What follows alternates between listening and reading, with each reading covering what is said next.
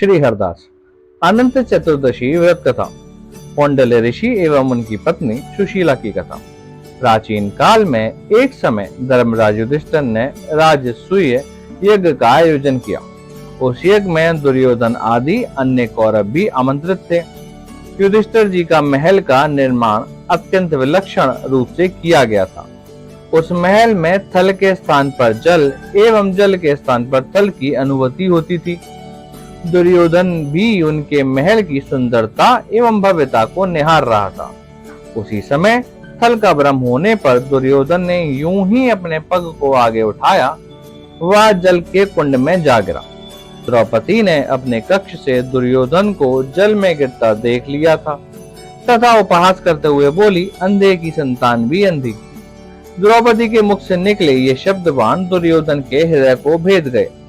दुर्योधन ने इस विषय में मामा शकुनी से चर्चा की। शकुनी के सुझाव पर दुर्योधन ने कुछ दिवस उपरांत पांडवों को धूत कीड़ा का आमंत्रण दिया। शकुनी धूत कीड़ा में पारंगत था। उसके पास से उसकी आज्ञा के अनुरूप ही अंक लाते थे। शकुनी एवं दुर्योधन ने छल पूर्वक पांडवों को धूत कीड़ा में परास्त कर दिया। उस कीड़ा में पांडवों ने अपना सर्वस्व लुटा दिया, यहाँ तक कि उन्हें द्रौपदी को भी दांव पर लगाना पड़ा। अंततः उन्हें पराजय के दंड स्वरूप 12 वर्ष का वनवास भी दे दिया गया।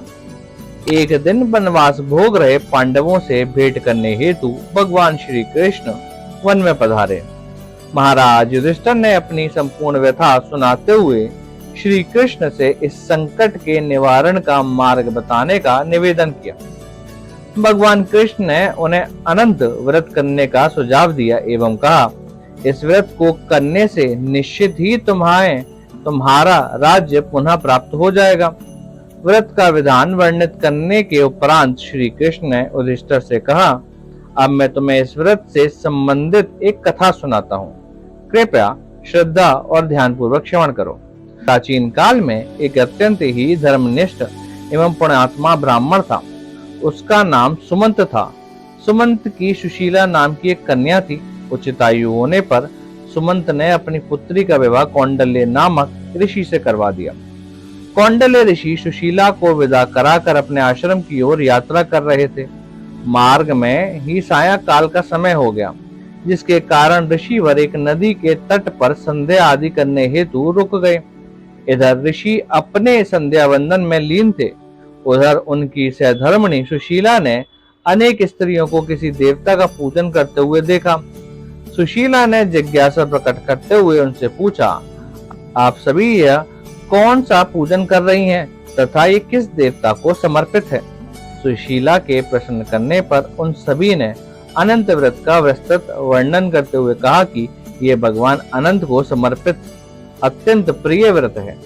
इसको करने से समस्त मनोरथों को सिद्धि सहज ही हो जाती है। उन सभी के मुख से अनंत व्रत की विधि एवं महात्म्य ज्ञात करके सुशीला ने भी उस व्रत को ग्रहण कर लिया तथा 14 गांठों वाला सूत्र अपने हाथों में बांध लिया।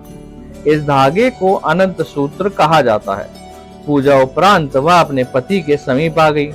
कौंडल्य ऋषि की दृष्टि जब सुशीला के हाथ में बंधे उस अनंत सूत्र पर पड़ी तो उन्होंने पूछा, हे सुभगे, ये आपके हाथ में किस प्रकार का सूत्र बंधा है? सुशीला ने अपने पति के समक्ष उन स्त्रियों द्वारा किए जाने वाले अनंत व्रत के विषय में संपूर्ण वृतांत वर्णित कर दिया। सुशीला के वचनों से ऋषिवर क्रोधित हो गए तथा उन्होंने उसके हाथ में बंधे उस सूत्र को तोड़कर अग्नि में भस्म कर दिया। उनके इस कृत्य से अनंत भगवान का अनादर हो गया। भगवान की अवज्ञा के परिणाम स्वरूप कौंडल्य ऋषि को समस्त सुख संपदा का नाश हो गया। बहुत विचार करने पर जब उन्हें इसका कारण ज्ञात नहीं हुआ तो सुशीला ने उनसे विनय पूर्वक कहा कि हे स्वामी, आपके द्वारा किए गए अनंत सूत्र के अनादर के कारण ही समस्त सुख संपत्ति नष्ट हुई है। यह सुनकर आप अपने पाप का पश्चाताप करने हेतु ऋषिवर अनंत भगवान को खोजते हुए वन में चले गए। वन में भगवान को खोजते हुए वह इधर से उधर भटक रहे थे। बहुत समय व्यतीत होने पर भी जब उन्हें प्रभु के दर्शन नहीं हुए तो ऋषिवर व्याकुल होकर मूर्छित हो गए। वन में उन्हें एक स्थान पर आम्र, गौ, वृक्ष, खर पुष्करिणी एवं एक वृद्ध ब्राह्मण मिले। ब्राह्मण के रूप में वह स्वयं भगवान अनंत ही थे। वह ऋषि कौंडल्य को एक गुहा में ले गए।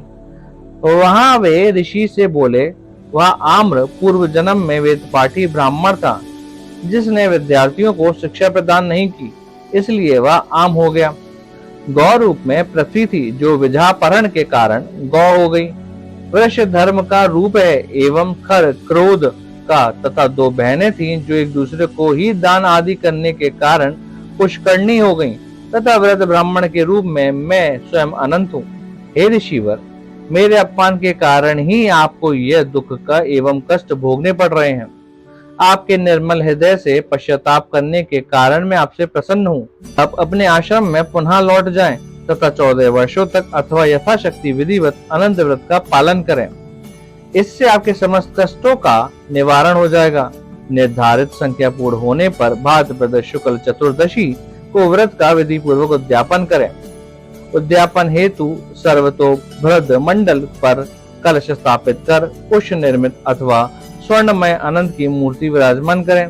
मूर्ति के सम्मुख यथा सामर्थ्य स्वर्ण, रजत, ताम्र, रेशम द्वारा निर्मित 14 ग्रंथियों से युक्त अनंत सूत्र स्थापित करें।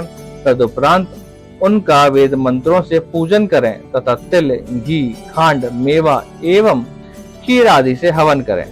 अनंतर सामर्थ्य अनुसार गौदान, क्षयदान एवं अन्नदान करें।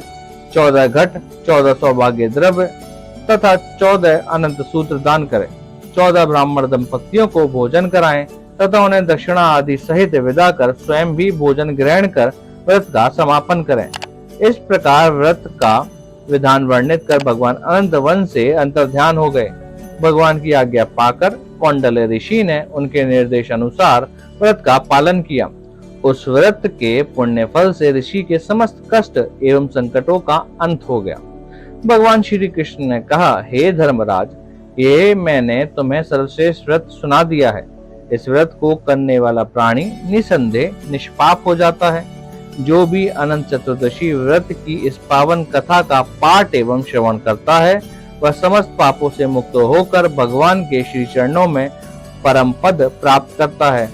जो शुद्ध चित्त वाले मनुष्य इस संसार रूपी गुहा में सुखपूर्वक विचरण करने की कामना करते हैं, उन्हें तीनों प्रकार के शोकों की अधिपति भगवान अनंत देव का पूजन कर दाएं हाथ में अनंत सूत्र बांधना चाहिए। इस प्रकार श्री अनंत भगवान के पवित्र व्रत की कथा संपूर्ण होती है। आप भी श्रद्धा पूर्वक इस श्रेष्ठ अनंत व्रत का पालन करें।